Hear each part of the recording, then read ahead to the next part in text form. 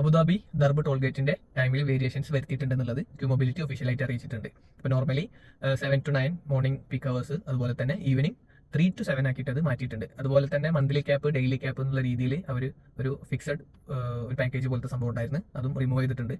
പിന്നെ എനിക്ക് ഇത് എല്ലാവരും നോട്ടീസ് ചെയ്യപ്പെട്ട ഒരു ന്യൂസാണ്. ഒരു പ്രത്യേകം ഒരു കാര്യം എനിക്ക് പറയാനുള്ളത് വെച്ചാൽ, പലരും വണ്ടി ടോൾ ഗേറ്റിന് തൊട്ട് പുറകിലായിട്ട് ക്രോസ് ചെയ്യാതെ ഒരു 5-10 മിനിറ്റിന് വേണ്ടി നിർത്തിയിടും. നമുക്ക് 2 ദിറംസേ പോകണുള്ളൂ. ചിലപ്പം അവോയ്ഡ്, അതായത് അൺനെസസറി ആയിട്ട് സ്റ്റോപ്പ് ചെയ്തെന്ന് പറഞ്ഞിട്ട് പോലീസ് അതിന് ഫൈൻ കൊടുക്കാറുണ്ട്. അപ്പോൾ ഇങ്ങനത്തെ കാര്യങ്ങളൊക്കെ നമ്മൾ അതിബുദ്ധി കാണിക്കാതെ ടോൾ കൃത്യമായിട്ട് ക്രോസ് ചെയ്ത് പോവുക. പിന്നെ നിങ്ങൾക്ക് നിങ്ങളുടെ പീക്ക് അവേഴ്സ് പ്ലാൻ ചെയ്ത് പോകാനും വരാനും പറ്റുന്നുണ്ടെങ്കിൽ മാക്സിമം അത് ചെയ്യാം.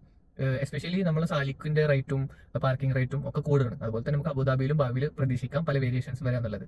സൺഡേ ആസ് യൂസ്വൽ ഫ്രീ ആയിരിക്കും. ബാക്കിയുള്ളതൊക്കെ വീണ്ടും ടൈം വേരിയേഷൻസ് അനുസരിച്ചിട്ട് സെപ്റ്റംബർ 1 മുതൽ വരും. അപ്പോൾ പ്രത്യേകം ശ്രദ്ധിക്കുക. വെറുതെ അനാവശ്യമായിട്ട് ആ യെല്ലോ ലൈൻ ക്രോസ് ചെയ്ത് വണ്ടി ഒരു 10 മിനിറ്റ് നിർത്തിയിട്ട്, അല്ലെങ്കിൽ 3 മണിക്ക് 7 മണിക്ക് ഒരു 5 മിനിറ്റും കൂടി ബാക്കിയുള്ളത് കഴിഞ്ഞിട്ട് ക്രോസ് ചെയ്യുക എന്നുള്ള രീതിയിലുള്ള ആ സംഭവങ്ങൾ ഒഴിവാക്കാൻ ശ്രമിക്കുക. നമുക്ക് ഫൈൻസും ഒരുപാട് ഒഴിവാക്കാം.